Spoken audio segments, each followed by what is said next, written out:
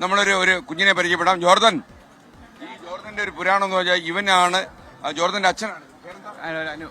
അനു അദ്ദേഹം ഒരിക്കൽ ബോധം കെട്ട് വീണു. സാധാരണ ബോധം കെട്ട് വീഴാറുണ്ടോ?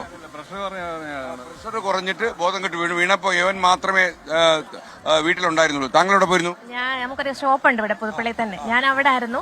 സ്പോട്ടിൽ അപ്പനും കൊച്ചും മാത്രമേ ഉണ്ടായിരുന്നു. മോന് മാത്രമേ ഉണ്ടായിരുന്നുള്ളൂ. ഇവനെ അപ്പന്റെ മുഖത്ത് വെള്ളം തളിച്ച് അപ്പനെ ബോധം നേരെ നിർത്തിയിട്ട് അവൻ അയൽവാസികളോടൊക്കെ പറഞ്ഞെന്നാ പറഞ്ഞത്. ബോധൻ എത്രാം ക്ലാസ്സിലാണ് പഠിക്കുന്ന മോന്? ഈ അതായത് അപ്പച്ചന് ബോധക്കേട് വന്നപ്പോഴേ മോന് മനസ്സിലായിരുന്നു. മോനെ അപ്പൊ എന്താ ചെയ്തേ? അടുക്കളയിൽ നിന്ന് വെള്ളം എടുത്ത് ഒഴിച്ചോ?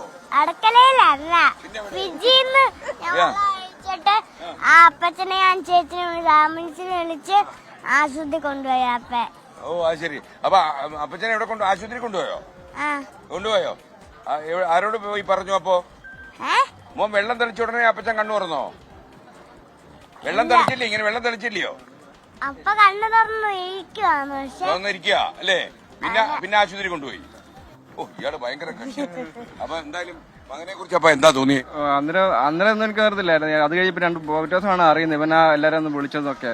കാരണം ഇപ്പം പുറത്ത് പോയിരിക്കാൻ വേണ്ടി ഞാൻ ലോക്ക് ചെയ്തായിരുന്നു. വീട് ലോക്ക് ചെയ്തിട്ടേക്കുമായിരുന്നു. ഇപ്പം സൈക്കിളായിട്ട് പുറത്ത് വെയിലത്ത് പോയിരിക്കാൻ വേണ്ടിയിട്ട് പിന്നെ സ്കൂളിൽ വന്നിട്ട് ഫുഡെല്ലാം കൊടുത്തിട്ട് എന്നോട് ഇരിക്കുമായിരുന്നു. അപ്പം പുറത്ത് പോകണ്ടല്ലോ ഓർത്തുകൊണ്ട് ലോക്ക് ചെയ്തിട്ടേക്കുമായിരുന്നു. അപ്പോഴാണ് എനിക്ക് പെട്ടെന്ന് ബോധമെല്ലാം മാറിയുന്നത്. ഇപ്പം മാത്രമേ ഉള്ളത്. പിന്നെ ഇല്ലാന്ന് തോന്നുന്നു. വെയിലായിരുന്നു. ഞാൻ പുറത്ത് നേരത്തെ കിടക്കുമായിരുന്നു. അപ്പൊ ഇവനോട് ചോദിക്കുന്നുണ്ട് എന്ത് പറ്റി, ബോധം എന്നാ പറ്റി എന്നൊക്കെ ചോദിക്കുന്നു. ശരിക്കും ഞാൻ കേൾക്കുന്നു, പക്ഷെ എനിക്ക് പറയാൻ പറ്റുന്നില്ല. നന്നായി. മകൻ മിടുക്കനായിട്ട് വളരട്ടെ. അപ്പൊ അങ്ങയുടെ പേരെന്താ? ഋഷിരാജൻ, റിട്ടയർഡ് അധ്യാപകൻ. ഓക്കെ.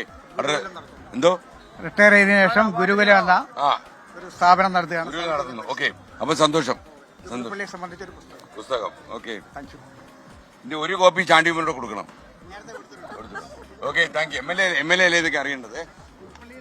മാത്രം ഇത് YMCA-യിലൊക്കെ എല്ലാ കാര്യത്തിനും യു ആർ അവർ പ്രൈഡ് കേട്ടോ.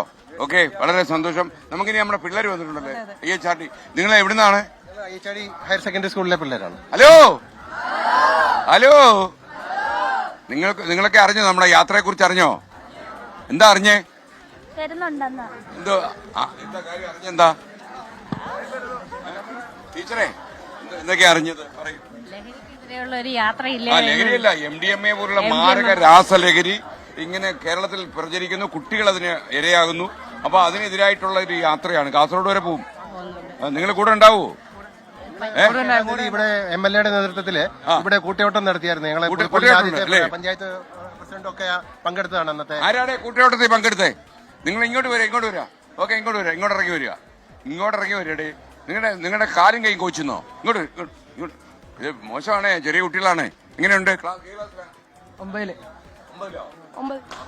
കൂട്ടയോട്ടം നടത്തിയോ? അതിൽ പങ്കെടുത്ത ആരൊക്കെ ഉണ്ട്? അപ്പൊ ഈ സ്ഥാപനത്തെ കുറിച്ചുകൂടി പറഞ്ഞു.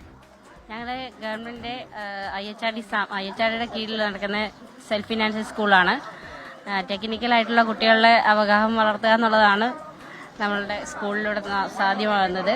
പിന്നെ കുട്ടികൾക്ക് ലഹരിയിൽ നിന്ന് മുക്തരാകണമെങ്കിൽ കായിക വിനോദങ്ങളിലും മറ്റുള്ള സർഗശേഷികളിലൊക്കെയാണ് കുട്ടികൾ ശ്രദ്ധ കേന്ദ്രീകരിക്കേണ്ടത്. അങ്ങനെയല്ലേ പ്രിൻസിപ്പല്?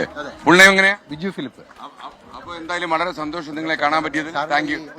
വളരെ നന്ദി അറിയിക്കുന്നു. ഞങ്ങളുടെ പേരിലുള്ള സ്കൂളിന്റെ പേരിലും IHRD-യുടെ പേരിലുള്ള നന്ദി അറിയിക്കുന്നു. IHRD നമ്മുടെ സ്വന്തം സ്ഥാപനമല്ലേ? Thank you.